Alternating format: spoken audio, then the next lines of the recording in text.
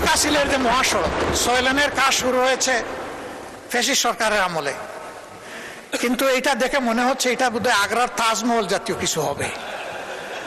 কত বছর লাগবে আমরা জানি না। মহিষাপের মতো হাঁটি হাঁটি এটার কাজ চলছে। প্রধানমন্ত্রী নিজেও কিন্তু এটা এক্সপেরিয়েন্স করেছেন, তাকে ধন্যবাদ। কারণ ওই রাস্তা দিয়ে চলতে গেলে বঙ্গোপসাগরে যাওয়ার দরকার নাই, ঢেউ দেখতে গেলে ওখানেই যাওয়া যথেষ্ট। এর একটা অবসান চাইছিলেন বসে, আমি আপনার মাধ্যমে দৃষ্টি আকর্ষণ করলাম।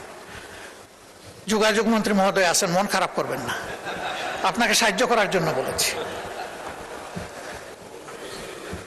দক্ষিণ পশ্চিমাঞ্চল যশোর, খুলনা এবং সাতক্ষীরা এই 3টা জেলার বিস্তীর্ণ এলাকা ওয়াটার লকড হয়ে আছে দীর্ঘদিন ধরে, এর কোনো সমাধান নাই। ফলে কৃষক, কৃষি সবকিছু হুমকিতে পড়েছে, এমনকি শিল্পও হুমকিতে পড়েছে। আমি অনুরোধ করব অগ্রাধিকারের ভিত্তিতে এই বিষয়টার প্রতি নজর দিন। এবার মাননীয় স্পিকার, আপনি এখানে না থাকলেও আমি বলতাম, আপনি টাকার কারণে বলছি, আপনি মন খারাপ করবেন না, আপনি লজ্জা নেবেন না, আপনি ভাববেন না যে আমি আপনাকে খুশি করার জন্য বলছি। আমি আমার দায়বোধের জায়গা থেকে, দেশের ভালোবাসার জায়গা থেকে বলছি। ভোলা দেশের সর্বদক্ষিণের জেলা।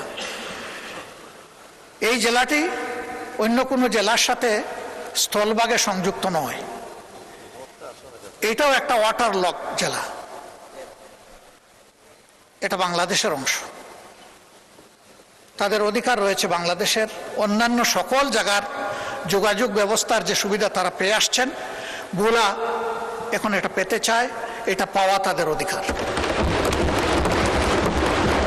ভোলার এই সেতু শুধু ভোলাবাসীর কপাল পরিবর্তন করবে না, আল্লাহ তাআলা ভোলায় যে অপার সম্ভাবনা রেখেছেন, এই ভোলা গোটা বাংলাদেশের এক বিশাল অংশের চিত্র পরিবর্তন করে দিতে পারে। এই জন্য আমাদের নিয়ামতের খনি এই ভোলা যেন আর উপেক্ষিত না থাকে।